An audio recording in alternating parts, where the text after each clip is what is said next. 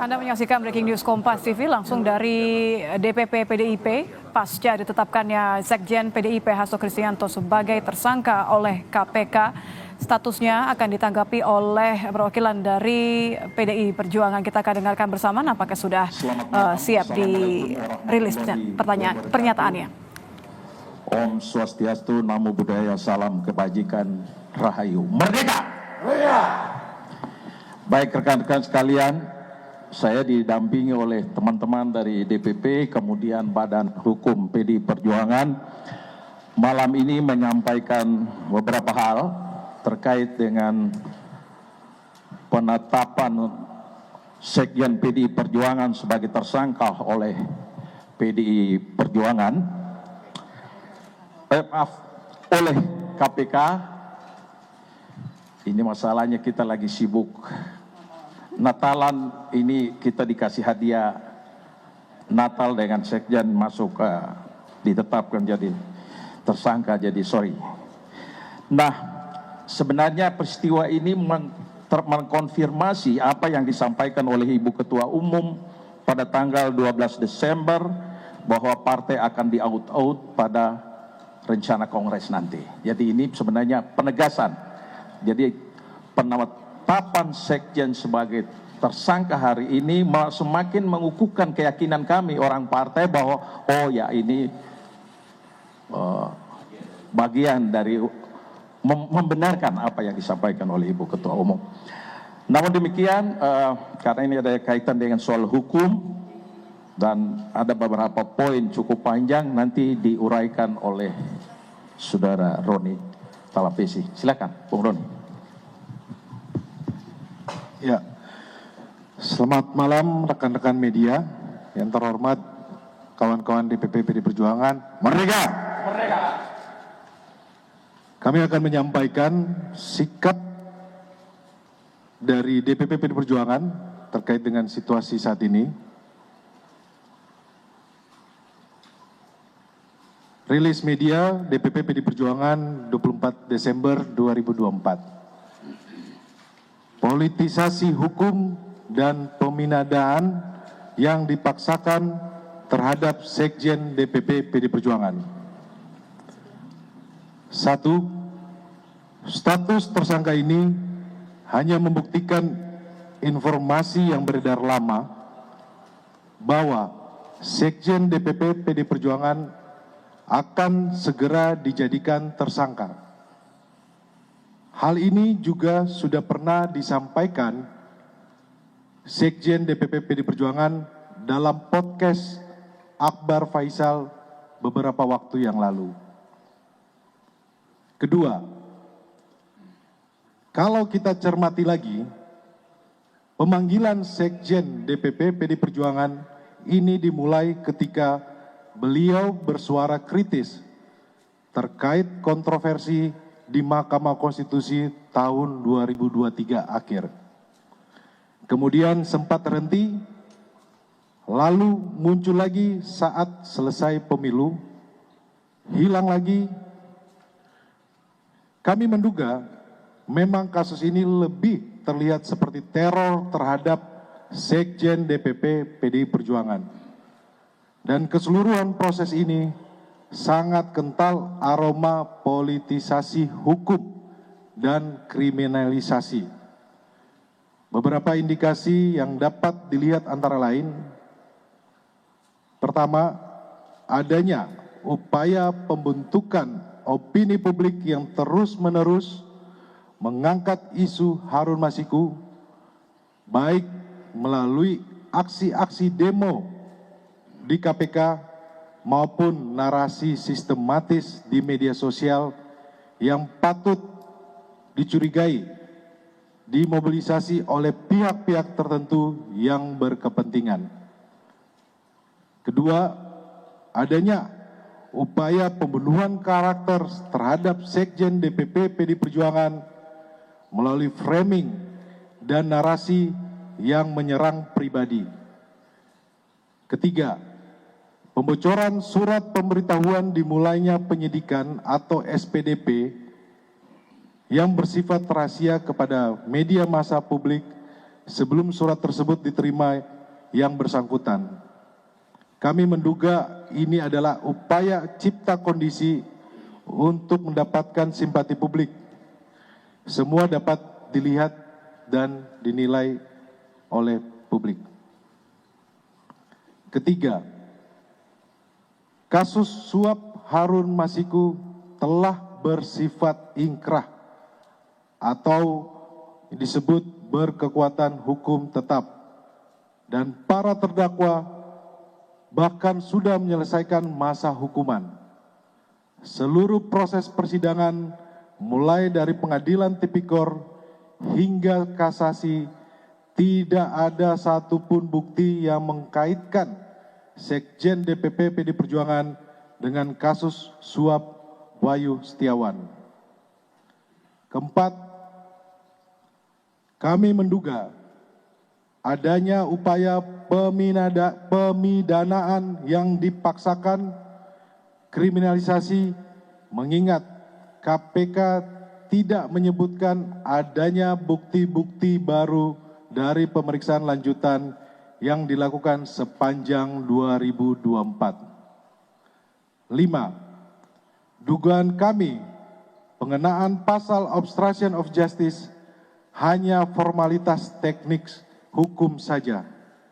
Alasan sesungguhnya dari menjadikan Sekjen DPP PD Perjuangan sebagai tersangka adalah motif politik, terutama karena Sekjen DPP PD Perjuangan tegas menyatakan sikap-sikap politik partai menentang upaya-upaya yang merusak demokrasi, konstitusi, juga terhadap cawe-cawe penyalahgunaan kekuasaan atau abuse of power di penghujung kekuasaan mantan Presiden Joko Widodo. Bahkan sikap tegas ini baru terjadi minggu lalu ketika partai mengambil sikap yang tegas dengan memecat 3 kader yang dinilai telah merusak demokrasi dan konstitusi. 6. Politisasi hukum terhadap Sekjen DPP PD Perjuangan ini juga diperparah dengan bocornya SPDP kepada media massa yang seharusnya bersifat rahasia, yang harusnya hanya diberikan kepada pihak terkait. Ketujuh, PD Perjuangan dan Sekjen DPP PD Perjuangan telah dan akan selalu mentaati proses hukum dan bersifat kooperatif. Kedelapan, PDI Perjuangan lahir dari cita-cita besar membawa republik ini berjalan di atas rel demokrasi dengan prinsip negara hukum yang adil dan transparan. Yang terjadi saat ini adalah politisasi hukum.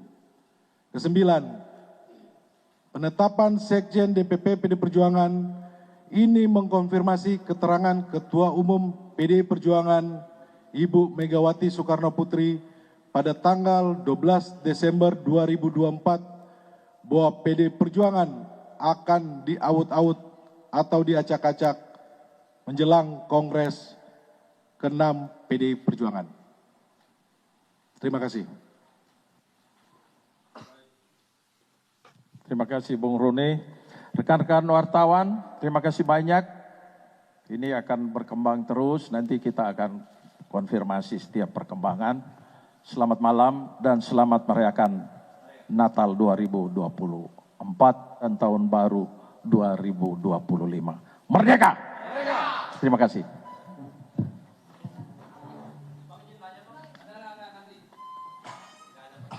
Tidak ada tanya jawab, nanti kita akan update terus. Baru saja kita dengarkan bersama-sama pernyataan sikap atau respon dari PDI Perjuangan terhadap penetapan KPK status Hasto Kristianto selaku Sekjen PDI Perjuangan menjadi tersangka dalam kasus yang melibatkan Harun Masiku Tadi tidak hanya Roni Talapesi selaku Ketua DPP PDIP yang menyatakan sikap dari partai terhadap penetapan status Hasto sebagai tersangka KPK, diantaranya bahwa PDI Perjuangan meyakini ada upaya untuk mengacak-acak jelang Kongres di 2025. Ini juga yang merupakan salah satu hal yang diucapkan oleh Ketua Umum PDIP Megawati Soekarno Putri sebelumnya. PDIP atau DPP PDIP menyatakan tetap akan mendukung atau kooperatif dalam proses hukum yang berjalan pasca penetapan Sekjen PDIP Hasto Kristianto sebagai tersangka oleh KPK. Namun PDIP juga menyebut menduga bahwa penggunaan pasal obstructive of justice hanya sebagai alasan. PDI Perjuangan meyakini bahwa ada upaya lain, ada upaya politisasi dan juga ada upaya untuk memecah belah partai PDIP sebagai partai yang berada di oposisi pemerintahan. Namun juga tadi Roni Talapesi selaku juga Ketua DPP PDI Perjuangan menyatakan bahwa partai sepenuhnya akan mendukung proses hukum dan juga kooperatif dalam penyelidikan KPK yang menetapkan Hasto Kristianto sebagai tersangka. Kasus Harun Masiku ini memang sudah berlangsung sejak 2020, saudara. Ada beberapa nama yang disebutkan dan belakangan memang nama Sekjen PDI Perjuangan ini disebutkan, yakni Hasto Kristianto, dan hari ini ditetapkan sebagai tersangka. Kami akan bergabung dengan jurnalis Kompas TV, ada Putu Trisnanda di kantor DPP PDIP untuk memantau bagaimana kondisi di sana pasca respon yang telah diberikan oleh DPP PDI Perjuangan. Putu, tidak ada tanya jawab, tapi nampaknya beberapa poin ini jelas menunjukkan bahwa PDIP akan terus mengawal proses meskipun ada dugaan-dugaan lain yang salah satunya adalah mereka merasa bahwa KPK tidak memiliki bukti kuat. Putu. Ya betul sekali Nitya dan juga Anissa, kalau mendengar bagaimana 9 poin yang tadi disampaikan oleh Roni Talapesi, Ketua DPP PDI Perjuangan bidang reformasi hukum nasional, ini memang banyak hal yang kemudian disampaikan ini terkait dengan dugaan politisasi begitu. Ini juga sesuai dengan apa yang disampaikan dari pagi hari tadi ketika surat atau SPDP dari Hasto Kristianto ini bocor ke publik. Ini sudah direspons juga oleh beberapa pihak dari PDI Perjuangan yang menyampaikan bahwa ini syarat dengan politisasi. Tapi kalau kita dengarkan secara seksama apa yang disampaikan tadi melalui konferensi pers, memang poin yang pertama tadi di poin ke-8 atau poin ke-9 jika saya tidak salah begitu ya Nitya dan juga saudara, disampaikan yang pertama baik itu PDI Perjuangan secara partai ataupun Hasto Kristianto sebagai Sekjen PDI Perjuangan yang juga sudah ditetapkan sebagai tersangka oleh KPK ini akan bersikap kooperatif, satu, dan yang kedua juga menghormati seluruh proses hukum yang saat ini tengah berlangsung. Memang tadi tidak ada tanya jawab, padahal pertanyaan besarnya adalah tentu saja terkait dengan langkah hukum yang akan diambil. Apakah kemudian akan ada proses pra-peradilan yang ditempuh oleh Hasto Kristianto sebelum nanti KPK ataupun juga penyidik yang ada di KPK ini akan menyusun begitu ya bagaimana tuntutannya ataupun juga dugaannya kemudian disampaikan ke ranah pengadilan nanti begitu oleh jaksa penuntut umum. Tapi satu yang pasti tadi disampaikan adalah partai ini juga memberikan pendampingan hukum melihat bagaimana kemudian yang tadi konferensi pers adalah Roni Talapesi yang merupakan Ketua DPP bidang reformasi hukum begitu. Tentu saja artinya partai ini tidak lepas tangan dan akan tetap memberikan pendampingan hukum. Tapi terkait dengan apa saja yang akan dilakukan tahapan selanjutnya ini masih dikembalikan sepenuhnya kepada Hasto Kristianto yang juga sebagai warga negara Indonesia memiliki hak hukum sehingga bisa melakukan pra-peradilan salah satunya. Tapi ini belum disampaikan dalam konferensi pers. Jadi kita tidak boleh berandai-andai, Nitya dan juga saudara. Kita nantikan apa proses hukum selanjutnya yang akan dilakukan.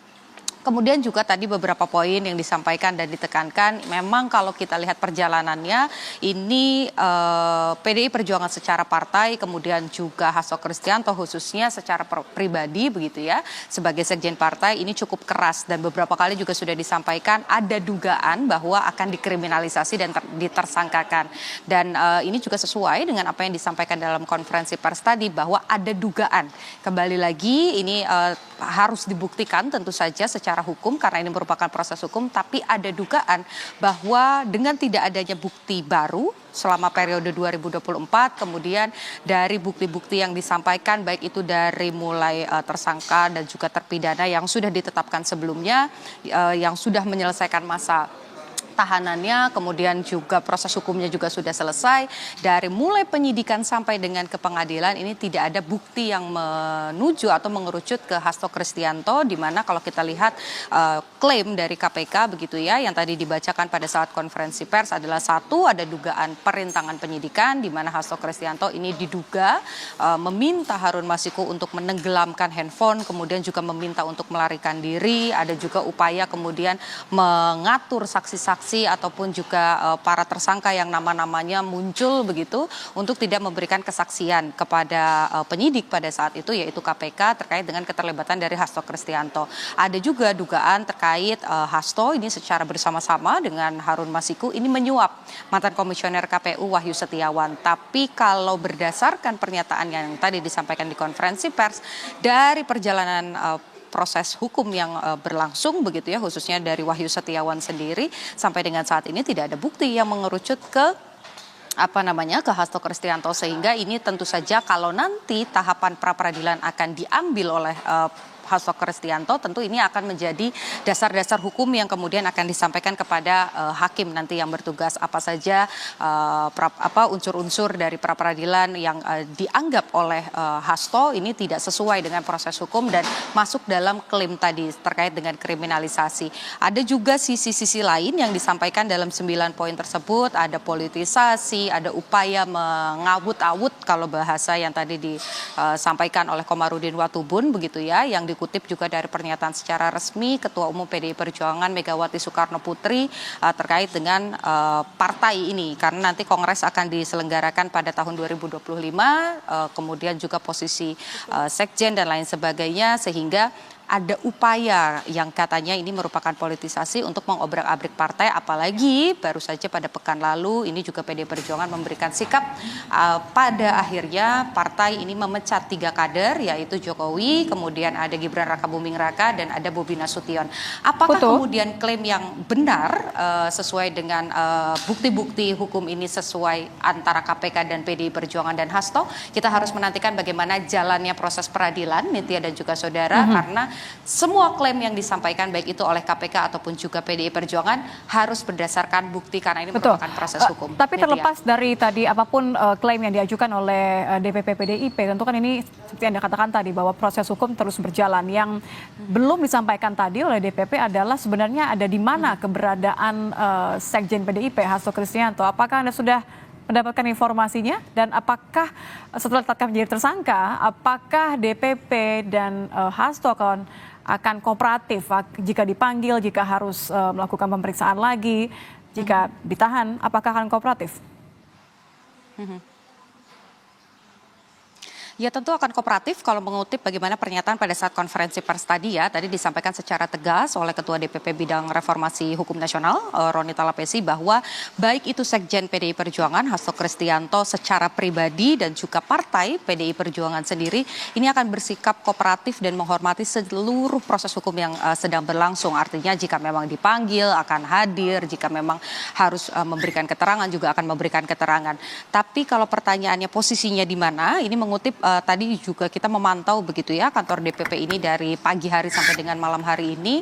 Tadi memang selain pihak-pihak yang muncul dalam konferensi pers, ada juga Ketua DPP Said Abdullah yang juga datang ke kantor DPP PDI Perjuangan. Tadi sempat menyampaikan begitu pernyataan secara tertulis bahwa kedatangannya ke kantor DPP adalah untuk kemudian berdiskusi dengan Hasto Kristianto, karena memang sampai dengan hari ini status Hasto Kristianto ini masih merupakan sekjen partai. Jadi pembahasan-pembahasan yang dilakukan antara Said Abdullah dan juga Hasto Kristianto ini berkaitan dengan kepentingan-kepentingan partai secara internal. Artinya kalau mengutip bagaimana pernyataan dari Said Abdullah, tentu saja artinya Hasto Kristianto ini ada di kantor DPP PDI Perjuangan. Tapi kalau saya melihat begitu ya, baik itu karena kita tadi memantau dari area luar, Nitya dan juga Anissa, memang kami tidak melihat secara langsung apakah kemudian Sekjen ini ada di kantor DPP PDI Perjuangan. Tapi satu yang pasti dimanapun Hasto Kristianto ini berada, kalau mengutip bagaimana pernyataan pada saat konferensi pers akan kooperatif, artinya dimanapun keberadaannya ketika KPK membutuhkan keterangan seharusnya Hasto Kristianto ini kan hadir, kemudian juga memberikan keterangan-keterangan yang dibutuhkan begitu ya, terkait dengan juga tentu saja kalau memiliki bukti-bukti lain yang ternyata bertentangan dengan apa ya klaim yang disampaikan KPK, ini juga bisa dibawa oleh Hasto Kristianto sebagai bukti, dan itu juga merupakan hak dari Hasto Kristianto sebagai warga negara Indonesia yang memiliki hak hukum juga. Nitya. Terima kasih Ni Putu Trisnanda, jurnalis Kompas TV melaporkan langsung dari DPP PDIP pasca partai atau memberikan sikap atau respon setelah Sekjen PDIP Hasto Kristianto ditetapkan sebagai tersangka. Terima kasih Putu. Beberapa hal yang menjadi isi dari pernyataan dari DPP PDIP tadi yang disampaikan oleh Komarudin Watubun dan juga oleh Roni Talapesi adalah sikap atau respon. PDIP menyatakan akan merespon kasus ini, akan kooperatif dan juga akan meminta bukti-bukti yang telah dimiliki oleh KPK terkait dengan penetapan Sekjen PDIP Hasto Kristianto sebagai tersangka. Ketua DPP PDI Perjuangan juga menyebut penetapan tersangka Sekjen PDIP adalah kriminalisasi dan politisasi hukum. Pemanggilan Sekjen DPP PDI Perjuangan ini dimulai ketika beliau bersuara kritis terkait kontroversi di Mahkamah Konstitusi tahun 2023 akhir. Kemudian sempat terhenti, lalu muncul lagi saat selesai pemilu, hilang lagi. Kami menduga memang kasus ini lebih terlihat seperti teror terhadap Sekjen DPP PDI Perjuangan. Dan keseluruhan proses ini sangat kental aroma politisasi hukum dan kriminalisasi. Beberapa indikasi yang dapat dilihat antara lain, pertama, adanya upaya pembentukan opini publik yang terus-menerus mengangkat isu Harun Masiku, baik melalui aksi-aksi demo di KPK maupun narasi sistematis di media sosial yang patut dicurigai dimobilisasi oleh pihak-pihak tertentu yang berkepentingan. Kedua, adanya upaya pembunuhan karakter terhadap Sekjen DPP PDI Perjuangan melalui framing dan narasi yang menyerang pribadi. Ketiga, pembocoran surat pemberitahuan dimulainya penyidikan atau SPDP yang bersifat rahasia kepada media massa publik sebelum surat tersebut diterima yang bersangkutan. Kami menduga ini adalah upaya cipta kondisi untuk mendapatkan simpati publik. Semua dapat dilihat dan dinilai oleh publik. Demikianlah Breaking News Kompas TV, saya Nitya Anissa. Terima kasih, sampai jumpa.